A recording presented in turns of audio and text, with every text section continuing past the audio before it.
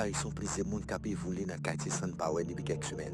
Person moun pa mezi pou explike fenomen sa. Kote yo ka leve un bon matin, yo jen pleze moun leve bien red, sa ou pa malade. Selon kek moun nan zon nan, yo tande kek bou biza depi li nan nuit. Matin an bien bonne yo jen 3 kos sanvi nan kati san pawe. Dapre habitan nan zon nan, se ta yo esprit maléfique ki deye tout bagay sa yo. Men otorite lokal yo refize ko sa e yo voye ide s'agite.